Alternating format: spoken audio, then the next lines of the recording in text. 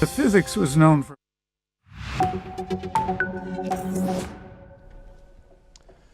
Hello and welcome. I'm Thomas Porteous. You're watching the World Report on NewsX World. Let's dive into the top headlines of this hour. Israel says its air force hits Iran's presidential office and Supreme National Security Council compound with multiple munitions. The military says other regime sites are also targeted days after joint US-Israeli strikes kill Iran's supreme leader at a separate compound.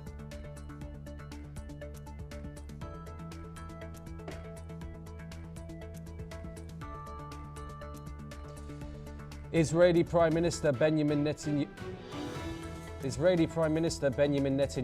says the war with Iran will not last for years as Israel strikes Hezbollah targets in Lebanon and Iran hits Gulf states hosting US bases.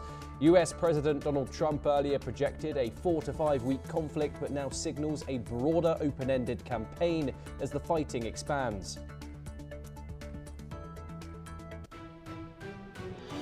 Hezbollah says it targets 3 Israeli military bases with drones and rockets, including Ramat David, Meron, and a site in the Golan Heights, in response to Israeli strikes on its strongholds in Lebanon. The Iran-backed group says the attack follows Israeli airstrikes on dozens of Lebanese cities, including Beirut. The United States confirms its embassy in Riyadh is hit by drones overnight, and it closes the facility and urges Americans to shelter in place. Saudi officials say 2 drones cause a small fire and minor damage as witnesses report smoke and explosions in the diplomatic quarter. China denies reports it is providing military support to Iran and says its backing is political and moral and not weapon supplies. Beijing, which relies heavily on oil shipments through the Strait of Hormuz, condemns US and Israeli action and calls for a ceasefire. European and UK benchmark natural gas prices jumped more than 30%, hitting their highest levels since January 2023, as Middle East tensions intensify. Prices spike after quarterly halts, output following military attacks, with the UK seen as particularly exposed due to low storage and heavy import reliance. US officials say American forces destroy Iran's Revolutionary Guard command posts and missile and drone launch sites in weekend strikes.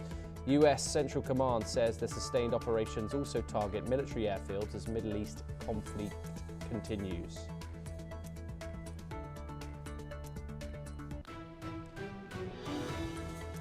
We start, of course, in the Middle East. The United Arab Emirates Defense Ministry spokesperson has said that 3 people have been killed and 68 injured across the UAE by Iranian attacks.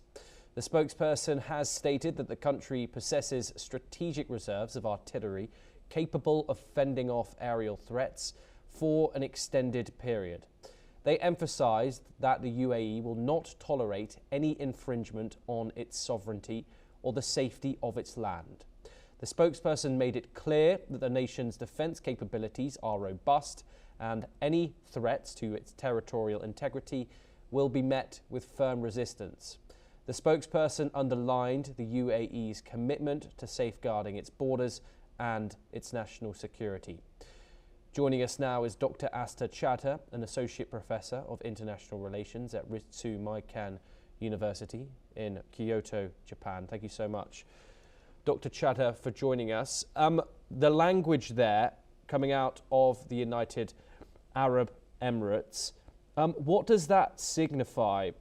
Stressing that it has these strategic reserves of artillery capable of defending itself, and also saying that it will not tolerate any infringement of its sovereignty or its land. Of course, this follows a joint statement released by a flurry of Gulf countries and the United States condemning Iran's strikes across the Gulf. What do you think the UAE is signifying with this message? Right. I mean, the stance, as you mentioned, of UAE as well as the other countries that were hit by Iranian missiles or their drones was simply that they will continue to uphold whatever their stance is with regard to this conflict, which is they were not part of it directly. Most of them never allowed their airspace to be used against Iran, and hence they should be left out of the conflict. And by stating that they have capabilities, of course, they want to signal to the Iranian regime or the interim regime at this moment that they would be willing to go to whatever lengths necessary given their capabilities to defend their territory. I mean, let's not forget that some time ago when these attacks had just begun, there was no report of loss of lives. There were reports of series of attacks on infrastructure in these countries, but not necessarily loss of life. Now, loss of life does here complicate things. On one hand, however, we need to also understand that none of these countries, including UAE, want to really enter into a conflict and then jeopardize their investment and their economic prospects at this point. So they would want to, withhold or exercise restraint in terms of retaliation. But at the same time, this signaling was very important, both domestically and internationally, to project that they are still very capable states that can independently also, uphold their sovereignty. Indeed. Where do these Gulf countries lie when it comes to conflict? You've seen the likes of Bahrain, Saudi Arabia, the UAE, as we've mentioned, along with Oman. The entire Gulf region has been struck. At least there's been some hostilities been there. Qatar as well.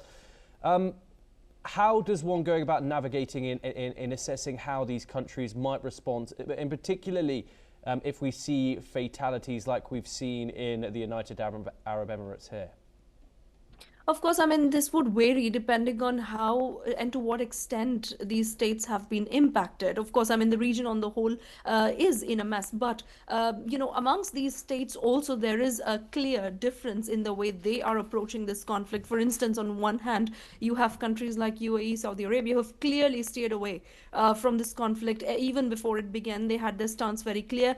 They do not support their airspace to be used for any of these conflicts or any of the attacks on Iran. At the same time, they were not supportive of the Iranian regime. Neither were they very, let's say, very content with the development or in some way proliferation of nuclear capabilities in Iran. And that had constantly been a bone of contention amongst these states. And then you also have another group of states like Oman, who we've seen were very engaged as a third party, as a neutral player there, trying to navigate, the initial talks that were occurring between United States and Iran and the kind of negotiations that eventually went nowhere. But, Oman was one of those neutral players as a mediator. So they were trying to play a very safe role. And now we see Oman also in some way dragged into this conflict. So looks like currently for Iran, from an Iranian perspective, none of these states are completely out of the purview of potentially being attacked, because in one way or another they have either been complacent with regard to the US or Israeli military operations, or they have very openly shown support towards the US operations or the Israeli operations in Iran. And either way, that puts them strictly against or contrary to the Iranian position. And, that is pretty much what is going to, in some way, chart the future course of the conflict as to what is the understanding of all of these states with regard to where should they draw the line with regards to retaliation. Indeed. Dr. Chatter, do stay with us as we turn elsewhere in the Middle East to Lebanon next. A series of Israeli strikes has hit Beirut's southern suburbs, an area controlled by Hezbollah. The Israeli army confirmed it targeted several Hezbollah members. Lebanon's state news agency reported that the raids caused significant damage to buildings in the area. No further information has so far been provided on these airstrikes as of now. Now, joining us on this is Ross Feingold. He's a political analyst. He joins us live from Taipei in Taiwan. Ross, thank you so much for joining us here. We know, of course, that Israel has been striking Hezbollah and Hezbollah has been attempting to strike back. But Hezbollah, of course, it is mainly based in the south of the country. But this is a stronghold here in the political capital. Is Israel attempting a tactical disruption here, or is this strategic escalation in terms of this front? You're correct that Hezbollah's strength is predominantly in the south, but they've long had a presence in predominantly Shia suburbs of the capital or neighborhoods of the capital as well. Israel has zero patience or tolerance for any actions by Hezbollah to inflame this situation. So if Israel has intelligence about movements of weapons, ammunition that could be used against Israel at this time while Israel is engaged in hostilities with Iran, then Israel is going to have no hesitation about taking the initiative to neutralize those risks from Hezbollah. And that's generally been Israel's policy throughout the time that Israel was fighting Hamas in Gaza. And that'll be the policy at present as well. So the smart thing for Hezbollah to do would be not to move men, not to move equipment, not to move ammunition, and not to give Israel a reason to attack, because very often, and unfortunately, when Israel does take action against Hezbollah targets, civilians are injured or die because Hezbollah often embeds itself nearby to civilian facilities. But again, the key thing here is Israel is not going to care about what it might mean for domestic politics in Lebanon. Israel is going to safeguard its national security. And if that means attacking Hezbollah targets because Hezbollah is presenting a threat, then Israel is going to do so. And frankly, it'll have the support of the United States when it does that. And given what now appears to have been Hezbollah's absolutely foolish launching of drones towards British bases on Cyprus, then Israel's going to have even broader support to attack Hezbollah targets. And Ross, this comes after further actions in Lebanon. Israel says ground troops will advance and seize additional strategic areas in Lebanon. What's the significance of this, and what does it mean for the context on the Hezbollah front?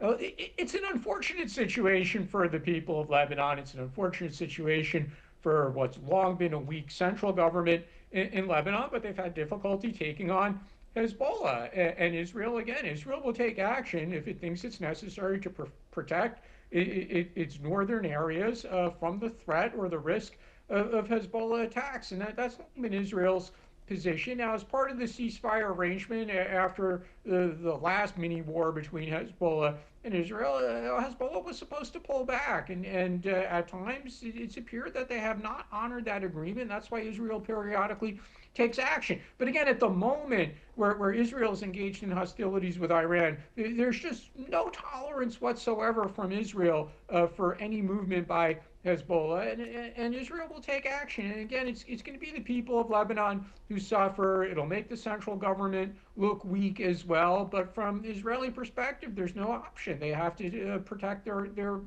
northern areas. Ross, do stay with us. We're turning over to our next update coming out of the region. We turn now to Qatar, where the Foreign Ministry spokesperson has confirmed that Iran's missile targets are not limited to military sites, but include all of Qatar's territory. The spokesperson also revealed that there were attempts to attack Hamad International Airport, but all of them failed. In addition, almost 8,000 people remain stranded in Qatar as airspace remains closed. There has been no ongoing communication with Iran, and Qatar is fully prepared to deal with the ongoing threat with enough interceptor missiles in stock.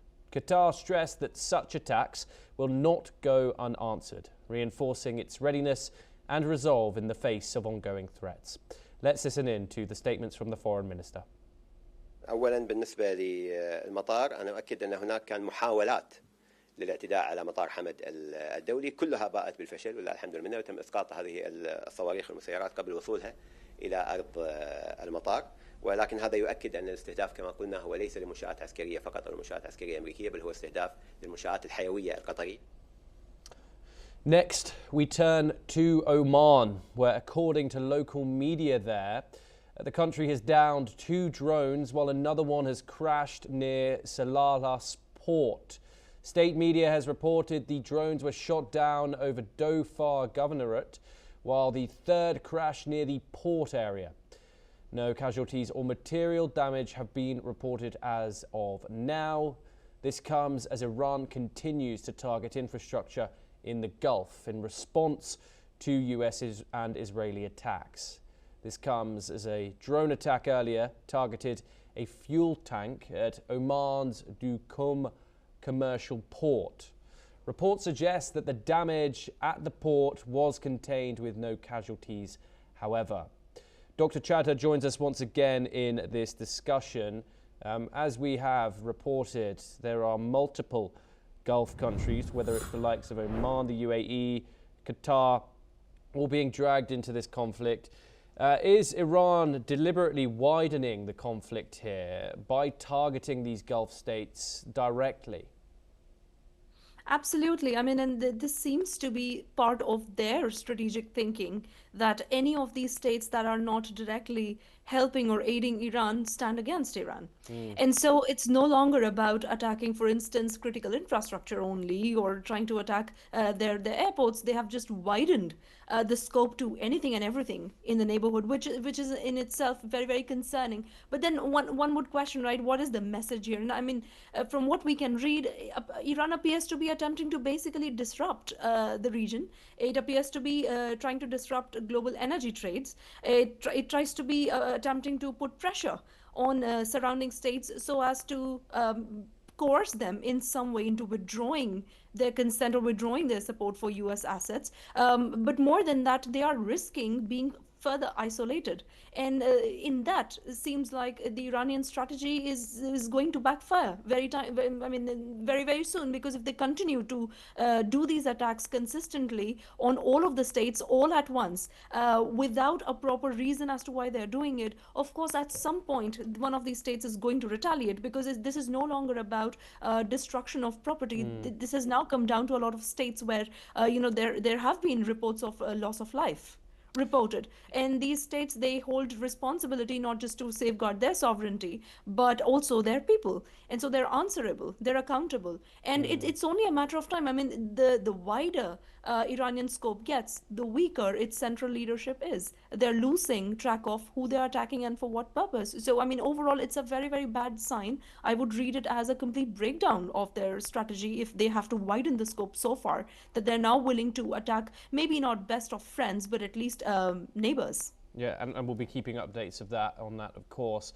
But for now, as we move on, we have some words coming out of Iran, where the country has hailed the deceased supreme leader, Ali Ayatollah Khamenei, as an individual who preferred to live like a regular Iranian citizen. During a press conference in Tehran, the Iranian Foreign Ministry spokesperson Ismail Bakai stated that Khamenei stayed in his home and chose to be with his people until his last moments.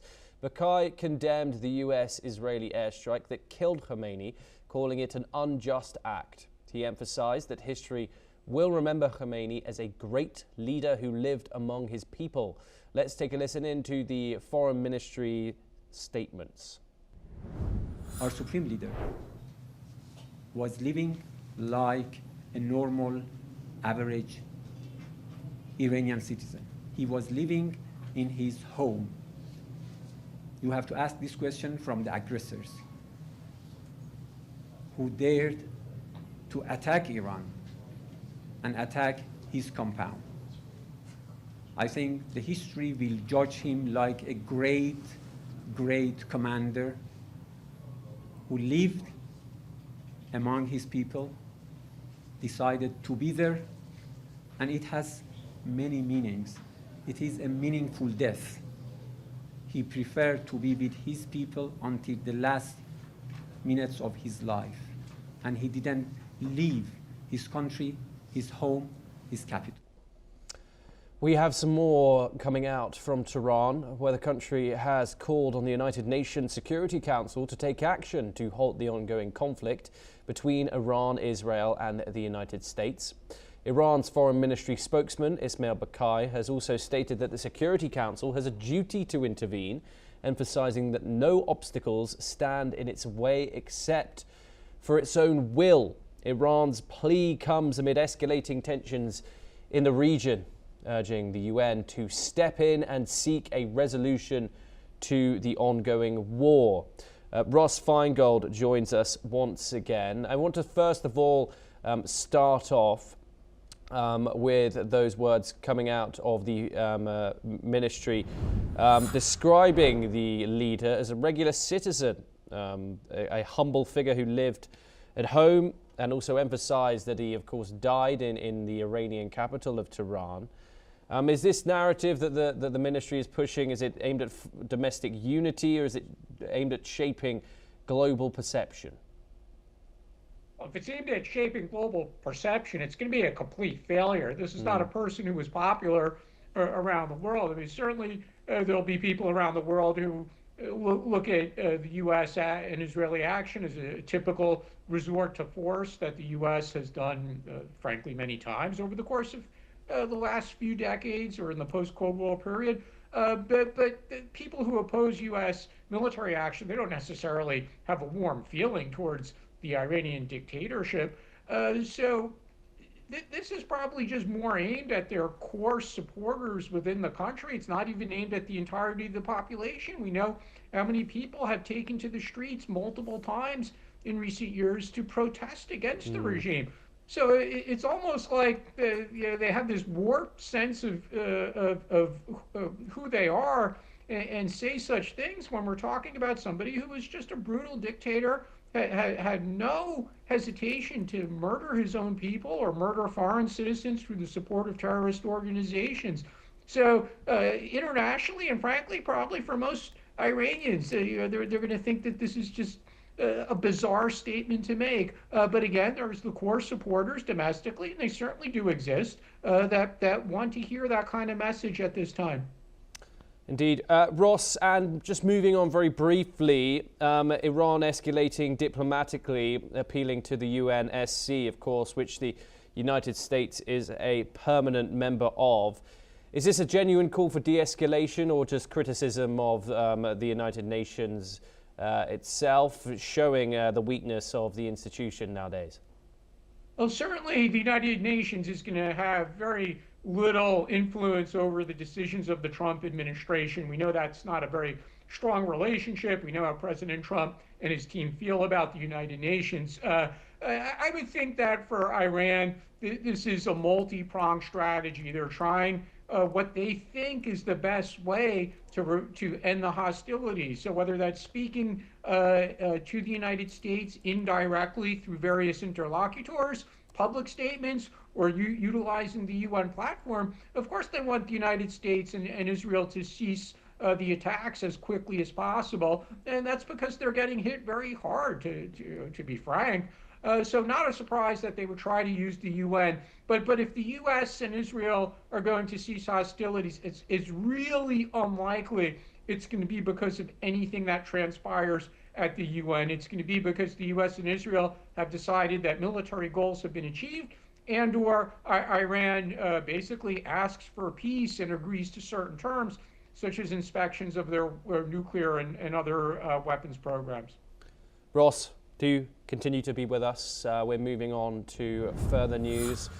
Coming out of Cyprus once again, the streets are deserted in the Cypriot village of Akrotiri a day after the nearby British Royal Air Force base was hit by a drone strike. Authorities ordered an evacuation of the village and relocated most residents from the community following the attack. Houses in the village were empty as most of the locals left. Some residents, however, chose to remain. Let's in fact listen in to what some of them are saying. We had to relocate most of the citizens of Akrotiri, so we didn't have any incidents regarding the matter. The night was, I would say, a smooth night, no no alerts. So the general feeling now has eased down, and hopefully it's going to keep like that in the next few Είμαστε days. σπίτι μας, δεν έφυγαμε. Είπαμε να φύγουμε, αλλά δεν έφυγαμε. Τίποτε άλλο. Είδαμε ενώ στις 8 τηλεόραση και πέσαμε. Είπαμε ότι εναλλάχει. Dr. Chad, I'm going to come to you first here.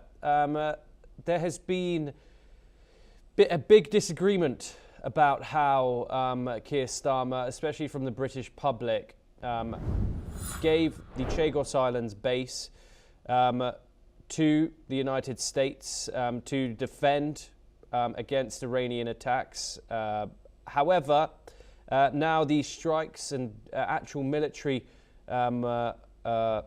kind of components are heading towards this Cypriot base that is British owned. Is it possible that the British could get involved in this war directly? I mean, going by the statement of the British PM, it's unlikely that Britain would want to be directly part of the war. But if you look at it from the Iranian perspective, they've clearly stated multiple times that because UK allowed the US to use its bases for the strikes against Iran, those bases fall within the frame of the territories that can be attacked.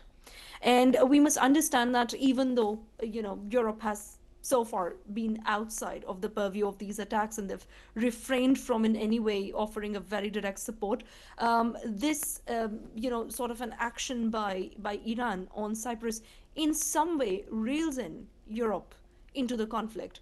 And if this continues to hold, I mean, UK can hold that position of not being directly part of the conflict, but the truth remains, if they are going to allow their bases to be used, and if they agree with the US actions and the Israeli actions, they're in some way offering their support, and that is exactly what Iran seems to be wanting to strike against. I mean, to the rest of the world and their domestic audience, they do want to project power, even if it's decimating fast. They do want to project the fact that whoever stands against Iran will be considered as as an enemy and not really as a friend. And so none of these bases, whether they are in the Middle East or they are in Cyprus, none of them are outside of the purview of any of these attacks. Ross, what are your thoughts on this development, the possibility of Britain being affected and possibly even dragged into this war due to both Hezbollah and Iranian actions coming out of that turbulent region, which is the Middle East?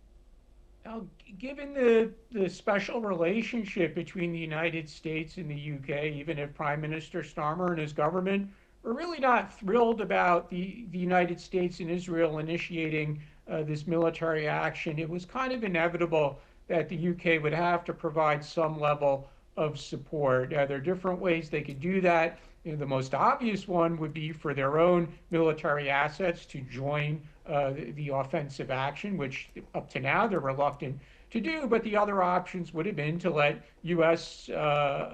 Military use British facilities in different parts of the world, whether that's within the UK home islands, the bases on Cyprus, Diego Garcia, or make use of British intelligence capabilities, whether that's, again, from British bases in the Middle East or in other places. So it's really hard for the UK to say absolutely no, they will have nothing to do with it, because that really would do extraordinary damage to the bilateral relationship. And President Trump is going to be president for nearly another 3 years. And the UK has no choice but to cooperate with President Trump. It's just being realistic. So it seems like Starmer had wanted to calibrate that. He drew the line at offensive action. He was reluctant to let the US use military bases, UK bases that is. But with the attack on Cyprus, or the attack on the British base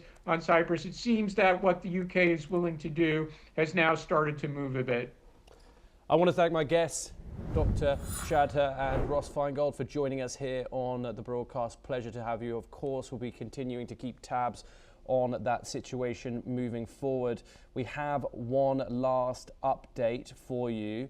Amid these rising tensions between Iran, Israel and the United States, the Ukrainian President Volodymyr Zelensky has offered to help protect Gulf civilians from Iranian bombings.